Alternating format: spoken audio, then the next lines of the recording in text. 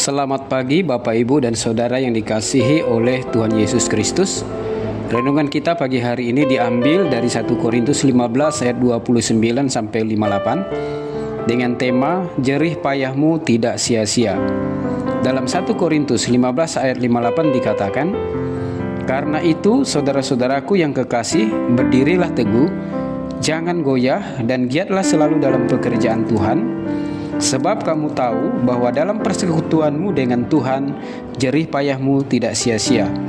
Sebagai jemaat Tuhan, kita dipanggil untuk mengasihi Tuhan, mengikut Dia dan melayaninya dengan sepenuh hati. Sebab Tuhan Yesus sudah melakukan pekerjaan besar bagi kita. Menurut Paulus dalam 1 Korintus 15 ayat 1-11, ada hal penting yang seringkali dilupakan oleh umat Tuhan. Hal penting itu adalah bahwa Kristus telah mati karena dosa-dosa kita. Ia telah dikuburkan, Ia telah dibangkitkan, Ia menampakkan dirinya kepada murid-muridnya bahwa Yesus hidup dan mengalahkan maut. Sering kali kita lupa makna dan arti pengorbanan Tuhan Yesus dalam hidup kita, sehingga membuat kita tidak berkobar-kobar dalam mengikut Tuhan dan melayaninya. Ternyata kebangkitan Yesus tidak hanya sampai pada penebusan saja, atau kebangkitan itu hanya ada dan terjadi pada diri Tuhan Yesus saja. Kebangkitan Yesus menjadi buah sulung bagi kita, bahwa kita yang percaya pada Tuhan Yesus akan dibangkitkan juga sama seperti Tuhan Yesus dibangkitkan. Paulus menjamin di dalam Tuhan Yesus tidak ada penghukuman bagi orang percaya, sebab kuasa maut atau sengat maut telah dikalahkan atau dihancurkan oleh kuasa kebangkitan Tuhan Yesus. Inilah inti ajaran Kristen.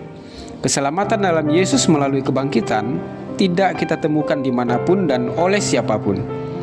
Kita belajar dari Rasul Paulus, pengharapan akan kebangkitan yang pasti dalam Yesus membuat Paulus berani meninggalkan kehidupan agamawinya yang dia anggap sempurna. Ketika berjumpa dengan Yesus, Paulus menganggapnya sampah.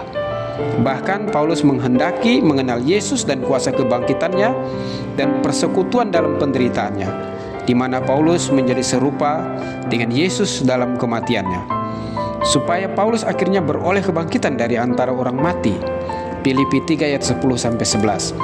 Kebangkitan Yesus dan kebangkitan orang percaya inilah yang menjadi pembakar semangat Rasul Paulus untuk melayani Tuhan sampai tingkat berjelih lelah atau berjerih payah.